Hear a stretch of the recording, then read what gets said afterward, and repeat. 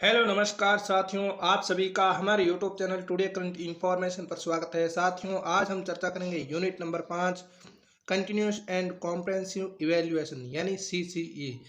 BSTC first year वालों के लिए ये पार्ट बहुत ही इम्पोर्टेंट है और इस पार्ट में से लगभग आपके 13-14 नंबर के सवाल आने वाले हैं। तो आज के सेशन में मैं BSTC फर्स्ट ईयर के लिए जितने भी छोटे प्रश्न हैं CCE से संबंधित उन प्रश्नों के बारे में चर्चा करने वाला हूं। फिर एक बड़ा प्रश्न तैयार करके भी आपके बीच में लेकर के आने वाला हूं। सबसे पहला सवाल है CCE की फुल फॉर्म क्या है। तो आपको याद रखना है कंटिन्यूस एंड कॉम्प्रहेंसिव इवैल्यूएशन यानी सतत और व्यापक मूल्यांकन। ठीक है ना। कंटिन्यूस यानी सतत, कॉम्प्रहेंसिव यानी व्यापक और इवैल्यूएशन यानी मूल्यांकन, अर्थात सतत एवं व्यापक मूल्यांकन। ठीक है दोस्तों, इस प्रकार से मैं छोटे प्रश्नों की चर्चा करूंगा।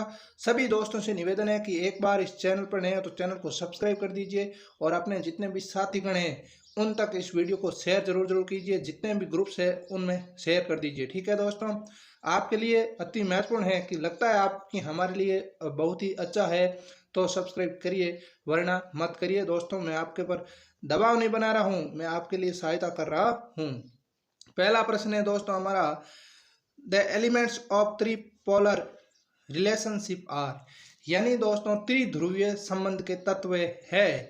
द एलिमेंट्स यानी होता है तत्व, त्रिपोलर यानी त्रिध्रुवीय, पोलर का अर्थ क्या होता है ध्रुवीय। ठीक है, और रिलेशनशिप का अर्थ होता है संबंध आर। तो इसका राइट आंसर होगा ऑल द अबव यानी ऑब्जेक्टिव। ऑब्जेक्टिव का अर्थ क्या होता है उद्देश्य, लर्निंग एक्सपीरियंस यानी दोस्तों सीखने का अनुभव। नेक्स्ट है इवेल्युएशन। इवेल्युएशन का अर्थ होता है मूल्यांकन, अर्थात त्रिध्रुवीय जो संबंध, त्रिध्रुवीय तत्व के जो संबंध के कौन कौन से हैं, objective, learning experience and evaluation. ठीक है दोस्तों, इसका right answer all the above होगा। अगला है दूसरा सवाल, the objective are described in terms of, यानी दोस्तों उद्देश्यों के संदर्भ में वर्णित किया गया है।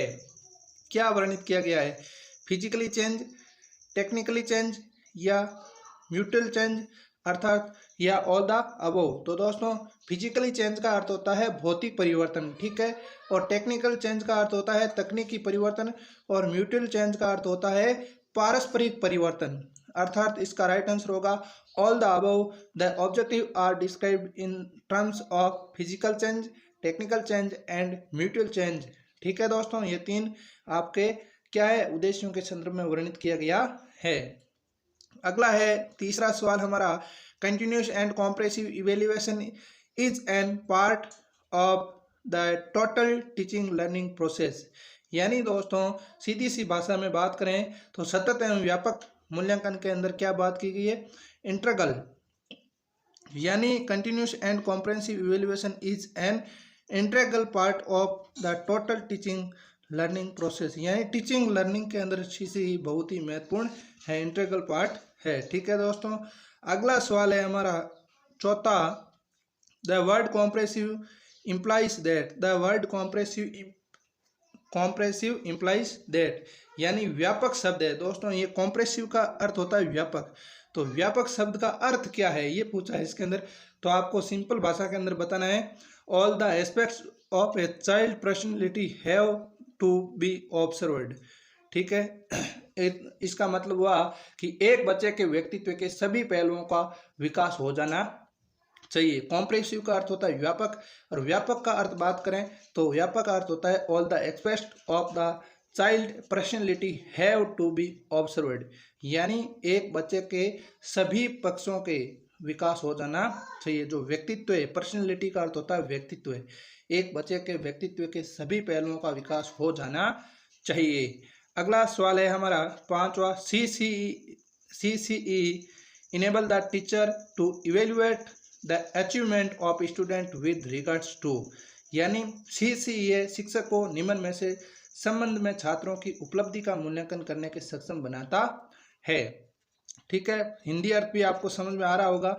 CCE enable the teacher of evaluate of achievement of students with regards to, यानी CCE शिक्षक को निम्न में से संबंध में छात्रों की उपलब्धि का मूल्यांकन करने को सक्षम बनाता है। तो इसका राइट आंसर हो जाएगा क्या दोस्तों, A option, listening and speaking skills. इसका मतलब क्या हुआ, इसका मतलब हुआ सुनने और बोलने का कौशल। ठीक है दोस्तों, छठा सवाल है what happen to the status of English after independence, यानी स्वतंत्रता के बाद अंग्रेजी की स्थिति क्या है। तो इसका राइट आंसर होगा चेंज्ड। क्या है? चेंज्ड, यानी स्वतंत्रता के बाद अंग्रेजी के स्थिति में लगातार बदलाव हुआ है। क्या हुआ है? बदलाव हुआ है। ठीक है दोस्तों। सातवां सवाल है the process of evaluation involves, इसका मतलब क्या है? इसका मतलब है दोस्तों कि मूल्यांकन की प्रक्रिया में शामिल है। इन्वॉल्व्स का अर्थ क्या होता है? शामिल होना। तो पहला है फॉर्मेशन ऑफ इवेल्युएशन ऑब्जेक्टिव, इसका अर्थ क्या हुआ? इसका है शैक्षिक उद्देश्य का गठन। दूसरा है हमारा प्रोवाइडिंग लर्निंग एक्सपीरियंस, यानी सीखने के अनुभव प्रदान करना। प्रोवाइड का अर्थ क्या होता है? आपके प्रदान करना। ठीक है। लर्निंग सीखना, एक्सपीरियंस यानी अनुभव। ठीक है। नेक्स्ट है डिवाइसिंग टूल्स ऑफ इवेल्युएशन, इसका मतलब होता है मूल्यांकन के आपके डिवाइसिंग उपकरण तैयार करना। ठीक है। डिवाइसिंग टूल्स ऑफ इवेल्युएशन यानी मूल्यांकन के उपकरण को तैयार करना। राइट आंसर क्या होगा? All the above. ठीक है दोस्तों। Formation of evaluation objective, providing learning experience and devising tools of evaluation are the process of evaluation involves. इस प्रकार से आप इस प्रश्न का राइट आंसर लिख सकते हो और बड़ा प्रश्न भी बना सकते हो। नेक्स्ट है हमारा आठवां सवाल कि सीसीई कॉन्सिस्ट ऑफ। सीसीई क्या है? सीसीई 2 वर्ड्स है। सीसीई क्या है? 2 वर्ड्स है। सीसीई के होते हैं कितने वर्ड्स? 2 वर्ड्स होते हैं। ठीक है दोस्तों। इंपॉर्टेंट सवाल है, प्रश्न पूछा जा सकता है। नवा सवाल है pages of the process of evaluation are, तो इसका दोस्तों क्या हुआ कि मूल्यांकन की प्रक्रिया के चरण क्या है। तो चरण कौन कौन से आपको बताना है। फर्स्ट है इंफॉर्मेशन गैदरिंग, जजमेंट मेकिंग और डिसीजन मेकिंग, यानी इंफॉर्मेशन गैदरिंग का अर्थ क्या हो गया? सूचना एकत्रित करना। Judgement making and decision making का अर्थ होता है निर्णय लेना। क्या लेना? निर्णय लेना। अर्थात ऑल द अबव है वो इस प्रश्न का राइट आंसर है। तो information gathering, judgement making, decision making are phases of the process of evaluation के चरण हैं। ठीक है दोस्तों। अगला सवाल है continuous and comprehensive evaluation is are full form. Full form किसकी है? सीसीई की है। इंपॉर्टेंट प्रश्न है, इंपॉर्टेंट 100% एग्जाम के अंदर छपने वाला प्रश्न है। कंटिन्यूस एंड कॉम्प्रिहेंसिव इवेल्युएशन याद कर लेना। सीसीई की फुल फॉर्म 100% पूछी जाएगी। सीसीई की फुल फॉर्म क्या है? Continuous and comprehensive evaluation. रट ही लेना, 1 नंबर आपको दिलाएगा एग्जाम के अंदर। आगे अगला 11वां सवाल है हमारा the main difference between assessment and evaluation in, यानी main difference between assessment and evaluation, इसका अर्थ क्या होगा? मूल्यांकन और मूल्यांकन के बीच मुख्य अंतर क्या है। क्या दोस्तों? मूल्यांकन और मूल्यांकन के बीच मुख्य अंतर क्या है? तो इसका राइट आंसर क्या हो जाएगा?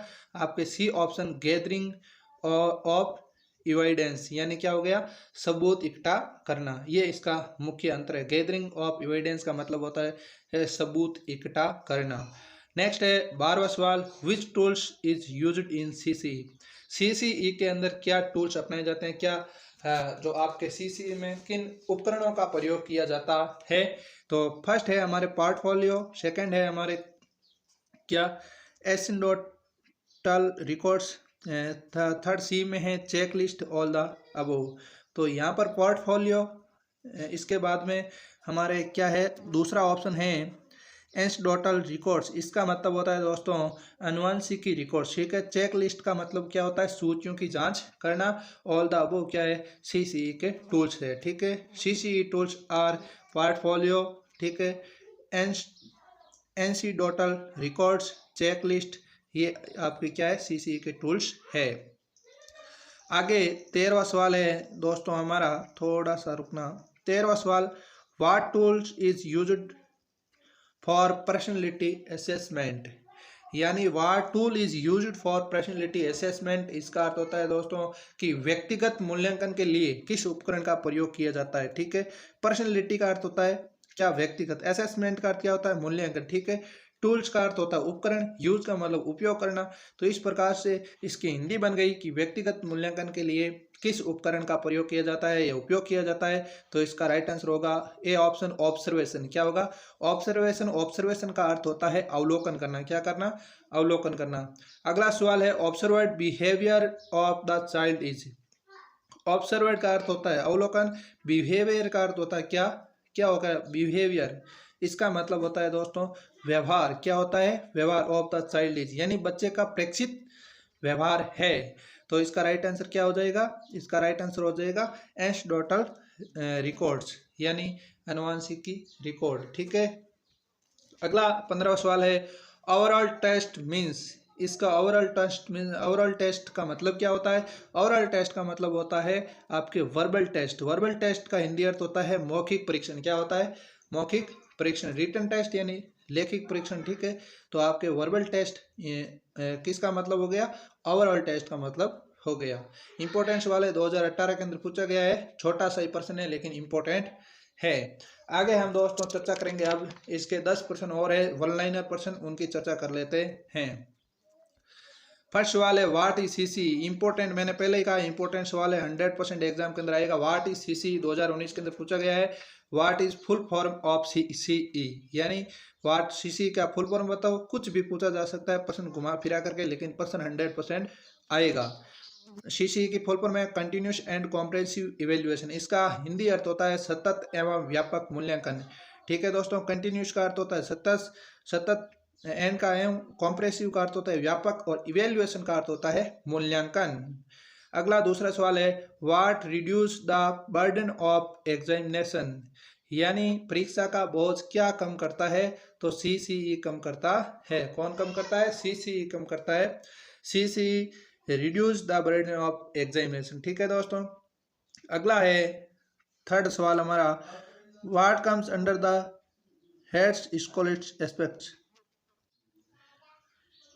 यानी तीसरा सवाल है दोस्तों what comes under the head scholastic aspects. इसका मतलब होता है आपके शैक्षिक पहलू के अंतर्गत क्या आता है। ठीक है, what comes under the heads scholastic, इसका मतलब होता है दोस्तों शैक्षिक पहलू। स्कॉलिस्टिक का मतलब होता है शैक्षिक पहलू। तो इसका राइट आंसर होगा करिकुलर सब्जेक्ट्स लाइक लैंग्वेज। तो इसका भाषा जैसे पाठ्यचर्या विषय। ठीक है दोस्तों, करिकुलर सब्जेक्ट लाइक लैंग्वेज, इसका हिंदी हो गया भाषा जैसे पाठ्यचर्या विषय। नेक्स्ट है चौथा सवाल what comes under the head non scholastic aspects, यानी आपके गैर शैक्षिक पहलू के अंतर्गत क्या आता है। तो इसका राइट आंसर होगा फिजिकली डेवलपमेंट। फिजिकली डेवलपमेंट का हिंदी अर्थ होता है दोस्तों शारीरिक विकास। क्या होता है, शारीरिक विकास। पांचवा सवाल है हैबिट बिलोंग टू, यानी आदत से संबंधित है। आदत से संबंधित कौन है, नॉन स्टॉलिस्टिक एस्पेक्ट्स, यानी आपके गैर शैक्षिक पहलू किससे संबंधित है, हैबिट्स बिलोंग से संबंधित है, यानी आदत से संबंधित है। अगला छठा सवाल है हमारा what is advance of CCE. What is advantage of CCE, तो सीसीई से क्या फायदा है। तो इसका राइट आंसर हो जाएगा individual difference can be in identified. ठीक है दोस्तों, individual difference can be identify, इसका मतलब होता है व्यक्तिगत मतभेदों की पहचान की जा सकती है। Individual difference can be identify, इसका मतलब हो गया व्यक्तिगत मतभेदों की क्या जहाँ पहचान की जा सकती है। सातवां सवाल है व्हाट डज असेसमेंट रिक्वायर, यानी मूल्यांकन की आवश्यकता क्यों होती है। तो इसका राइट आंसर हो जाएगा गैदरिंग ऑफ एडवांस। ठीक है, एडवांस, तो इसका मतलब क्या है, सबूत पहचान करने के लिए गैदरिंग की इसकी मूल्यांकन की आवश्यकता होती है।